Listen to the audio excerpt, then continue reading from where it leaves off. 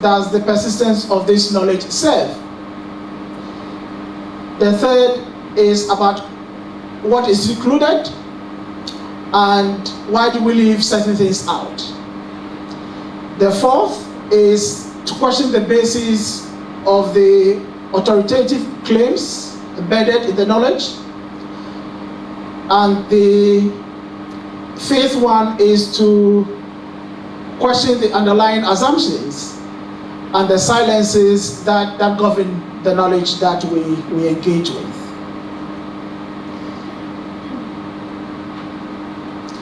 So that's really an engagement with what we have. Okay? So that is the fourth notion. The fifth one is described as encounters with entangled knowledges. And the argument here is that one cannot really draw a fine line between knowledges as far as decolonization is concerned and talk about the colonizer and the decolonized. The point is that knowledge is entangled, and indeed we build on each other's knowledge. And I'm sure our colleagues from the science faculty will speak to the fact that the Egyptians have made a very, or in fact, you can even talk about the Arabs and their contribution to math, algebra, and all that. So you cannot really disentangle knowledge from one group to the other. And so we need to think about decolonization in that perspective. And the last one is described as repatriation of occupied knowledge. And here there's talk about disturbing the settled knowledge or settler society, if you stretch it, and accommodating perceptions of decolonization and not seek to or attempt to domesticate decolonization. And the emphasis really is about to create awareness and to raise consciousness about what need to give back. I mean, so for instance, the land story, slavery and all that need to be considered in what we consider as African knowledge. And I can give an example here, at least from economics. We have had a situation where the core values, the key ideas that we teach in economics is centered around the problem of scarcity. And I'm sure if you have studied economics before, you remember that your first class in economics was really about the issue of scarcity. But we also know that these ideas were informed by the circumstance of the leading thinkers who really worked in forming those knowledge bases. Now, in our time, particularly in the wake of the recent financial crisis, the question of uncertainty has really come to the fore. So the issue is not really about scarcity, it's about risk, okay? There are other issues about dominance, power relations, and all these have important part to play in how we engage with the discipline of economics. And I think going forward, what we probably need to do is to spend time to understand the environment within which our disciplines evolved or developed, so that we can make meaningful input into that and bring to bear our peculiar circumstance as Africans or people living on the continent, so that at the end of the day we can have a knowledge base that addresses the challenges that we face. And in the past few days, I have had the opportunity to interact with a number of young people in economics who are beginning to question what we teach in economics, I mean, across the country. And students are asking, why are we doing what we're doing? And from my side, as an academic in economics, I have also realized that indeed what we are teaching, and I'm a product of what we are teaching, do not necessarily speak to our peculiar situation.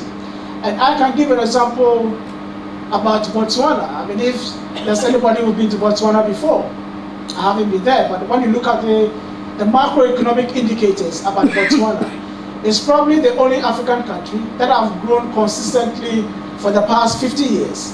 Yet, the economy has not been transformed structurally, and Botswana have huge unemployment issues. Now, put that side by side South Korea, that has also grown at the same rate for about 50 years, thereabout.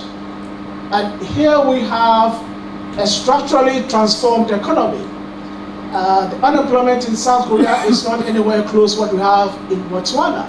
So sometimes you ask yourself that even if the South African economy grows at 5%, which is not going to happen anytime soon, we're still not going to have unemployment reduced considerably because the structure of the economy hasn't changed. And we are stuck in a groove doing one particular set of activity which do not necessarily translate to dealing with the issues that we sit with. And I'm sure we're all very familiar with the fact that unemployment is a huge problem that we struggle with. So in conclusion, I think the argument really is about what is our challenges? How do we build a knowledge base that takes into account the challenges that we face, and in that way we're able to address that and bring improvement in the lives of the ordinary man on the streets. I think that should be the end of my presentation.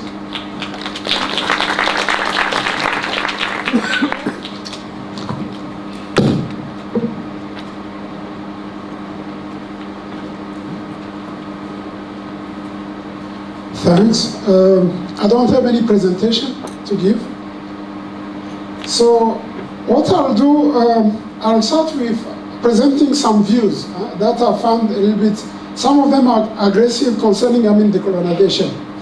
So unfortunately for me, I'm in computer science. When we are talking about computer science, we are talking about AR, VR. We are talking about fourth industrial revolution. So the question is, how do you decolonize fourth industrial revolution? So the other speakers who passed here, they had some content I'm going to present, but anyway, my presentation will be a little bit summarized a little bit and much more personal view about what I think about decolonization. So let me first of all look at some of the views that are collected from an article presented in News 24. It was, the article, the title was, "What is Decolonized Education?" So, some of the views, as I said, some of them I found them a little bit aggressive because they are reactive. So, as a view of a UCT student at Abile, so he says, our own thinking as Africans has been undermined. We must have our own education from our own continent. He says we cannot be decolonized by white people who colonize us. Decolonization advances the interests of Africans instead of advancing Eurocentric interests. He said again, education is not neutral, it serves particular interests. White lecturers teach students African music, and the base of music studies is classical European music. The curriculum does not accommodate creativity and expression in African languages. For example, drama students feel they are marked lower if they produce work in an African language. So, he concludes, but we want to review that system and that curriculum And that can't happen without a decolonized institution. So, these are the view of these students who reacted, to a colonized education. But my own view of decolonization in terms of a general view of decolonization is that it shouldn't be a kind of replacement process. Meaning that, okay, we would like to ban all these books which were written by the colonizers, or we want to erase any content which is in these books. It's rather a complementary process where we say, okay, we try to fill the gap which was left by a colonized education. So I'm giving just an example. When I was young in primary school, this process of decolonization also started in DRC, where I was studying. And we were obliged to learn new African languages. So normally the language of education was French, in DRC. And we were taught, we should learn now Swahili in some regions. Other regions, they should learn, Lingala, and other region, it was Chiluba and others. But unfortunately, it didn't land anywhere, because maybe the way that it was implemented, it was not wrong, not totally wrong, but it's my opinion that it was not thought like a complementary process where we wanted to fill some kind of gap. So we were kind of in primary, in first year and grade 1 and grade 2. You are obliged to change from French to Swahili suddenly, and the results were really very bad. So there are other aspects of life that were also changed, during that period, where we were even taught to change the way that, the suits, we replaced the suits, European suit by a Chinese suit. So what did it change, in fact? Nothing. So that is my opinion. It's more a complementary process where we should think about filling this gap instead of saying that we'll replace everything that comes from the colonizers. So why? Because we always learn from another person. So for me, learning, we'll say, okay, why should South African learners learn about, let's say, Delare, what he did for the Boers?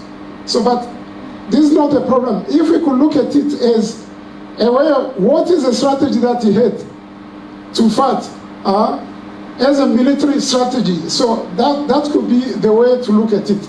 That's my opinion. So now let's talk about decolonization in science and computer science, which is, I think, why I'm sitting here. So as I said, can we talk about the colonization of the fourth industrial revolution? Because, this has been dominated by the American, the European, and others. It doesn't make any sense. In science, and specifically in computer science, is the way that, we apply computer science, which can make a difference. And we can change, the way that, we live in Africa, and which can improve the life of people, in fact. It's much more application which counts in terms of decolonization than saying that, okay, we'll replace this topic or other topics. Physics is physics. The laws of physics are the same. And as my colleague said, we look at science, many of the topics is coming from the Western world, which is totally wrong. Because we don't know, we forget history, which says that, many of the mathematics came from Egypt, and the human being, they were found first, where? In Africa. So there is a lot of technology which was invented in Africa. It went to be applied in Europe and came back to us as a European product, which is not necessarily true. So, talking about computer science itself, I think that there is at least, three fields where I see some room where we could say, okay, decolonization or application, as I said. So when looking at applying indigenous knowledge, this is a field where we could apply indigenous knowledge in computer science and do something about it. So we published a paper some time ago, and one of my PhD students, when I was still at UCT, he applied indigenous knowledge in weather monitoring. His PhD was Internet of Things, but we tried to use fuzzy logic using information that we collected from sensors. And also we complemented this information with indigenous knowledge about rain, about weather. And this knowledge was taken from Kenya, and she was from Kenya. And she did a very good job because we get much better result than using just the sensors themselves. So this is one of the ways that you could use indigenous knowledge in terms of complementing what scientific knowledge, if we call it scientific knowledge, brings. So another field that I could be talking about, looking at is, especially in the context of AR/VR. So for those who visited our lab there, they saw that there is one of the library has storytelling library, where you could really adapt this, in the African context, and maybe start teaching the student, about our history, creating content which is African content.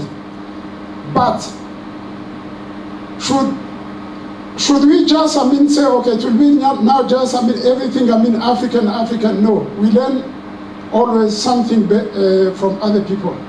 So even, when we talk about, building and construction and the cities, how they are built, I think that there is still a lot that we learn from the Roman, how they build the cities. That could be applied, combined with what, we do here in Africa, and that could bring much better the result than saying, okay, everything which should be not necessarily African. And that I'm concluding there. Thank you.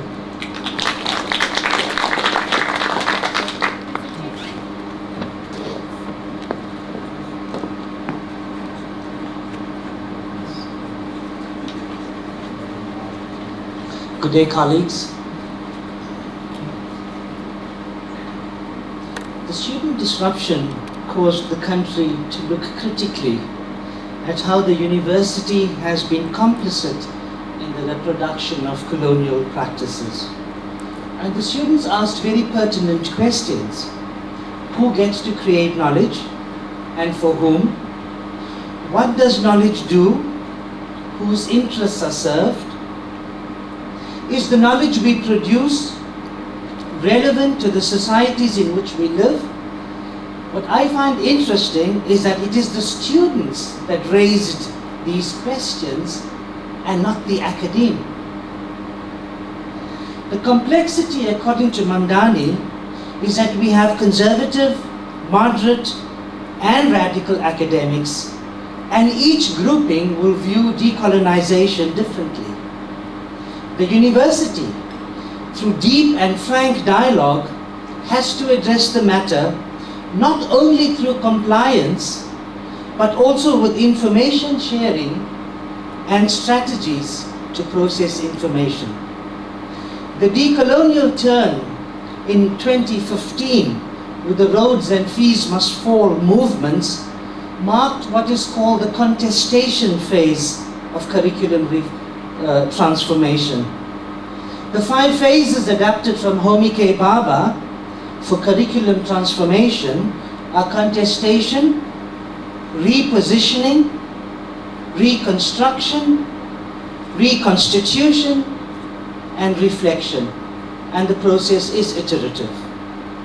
We need urgent debates on the intellectualization of the curriculum and its neoliberal and neo-colonial influences.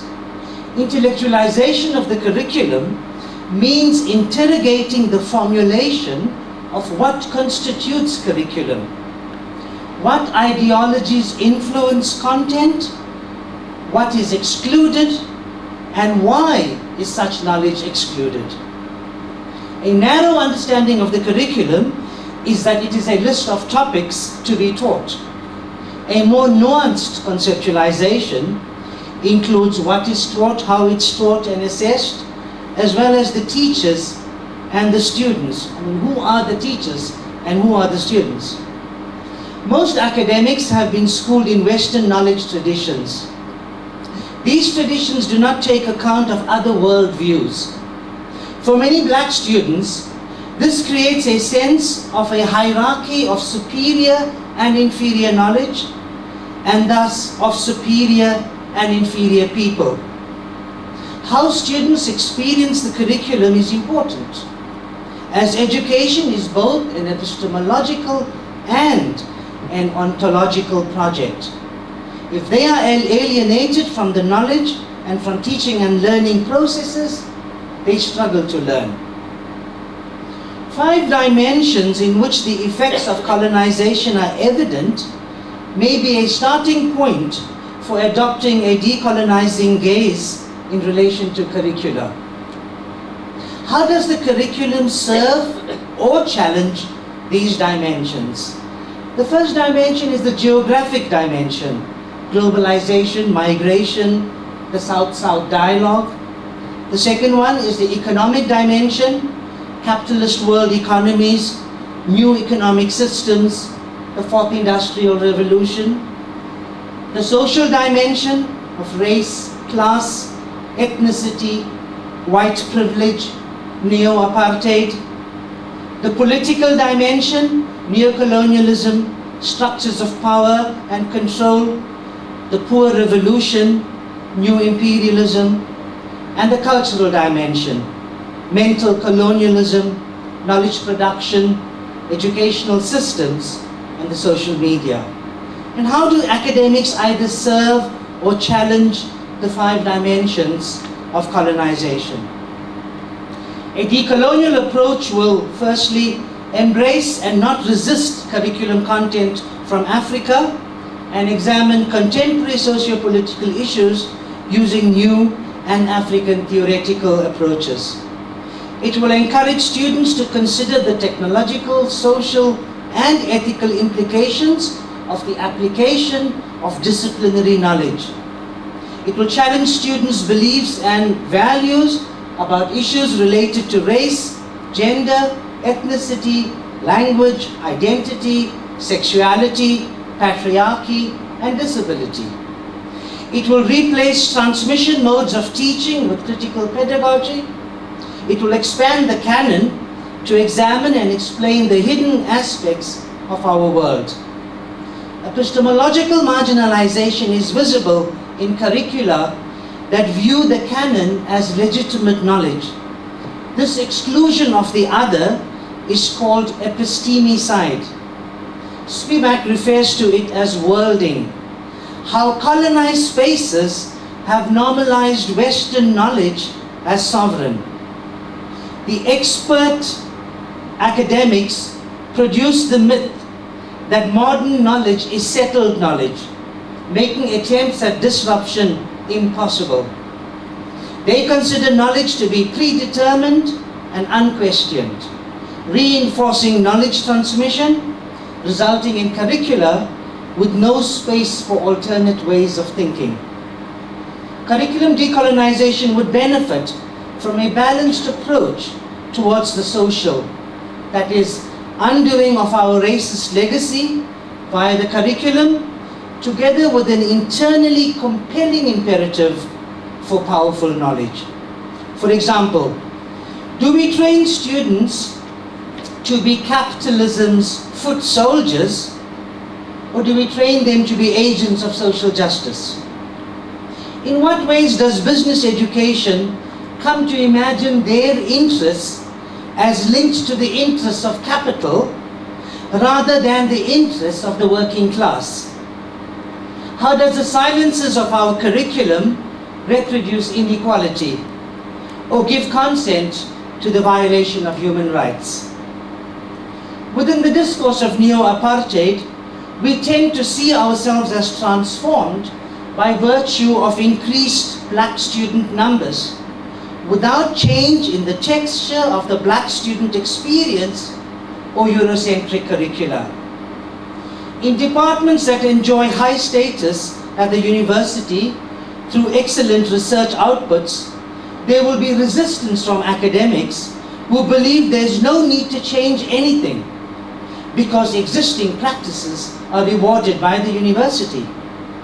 It is jarring to hear scholars in the sciences claim that unlike the humanities, their disciplines are ideologically neutral and hence not susceptible to decolonization, despite the wealth of literature to the absolute contrary.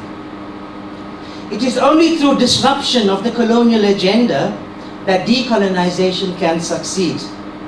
The dichotomy between teaching and research needs to be addressed. Teaching should receive the same respect and incentives as research.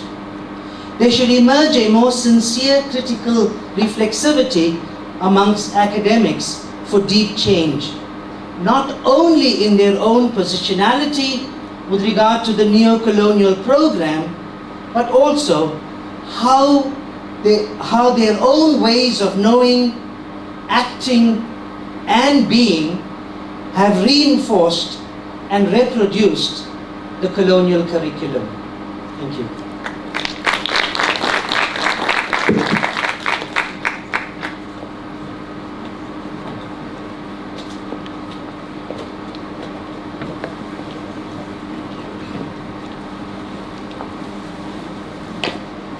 I just want to say thank you very much to all the speakers.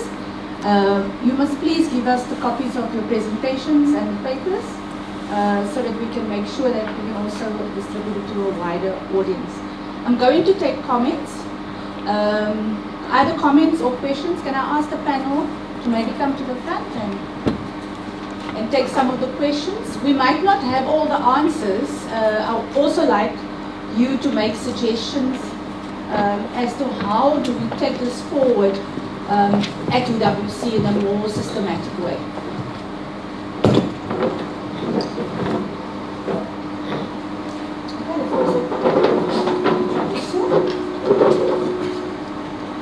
Thank you, Chair. I think that the value of this discussion is that it gives us from different faculties your faculty perspectives and insights into, I think, what is very necessary but also very challenging because there's so much that we have to consider.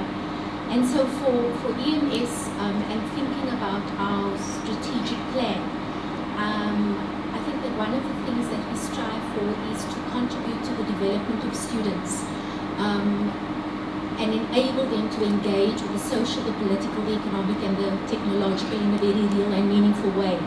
And so the question that you ended with, Professor Auckland, around how do we build a knowledge base that considers our local problems and how our students are then able to engage when they go out into the real world becomes important for us as a faculty that is so different in terms of some of its disciplines, inter or multidisciplinary, and also because of the size of our faculty.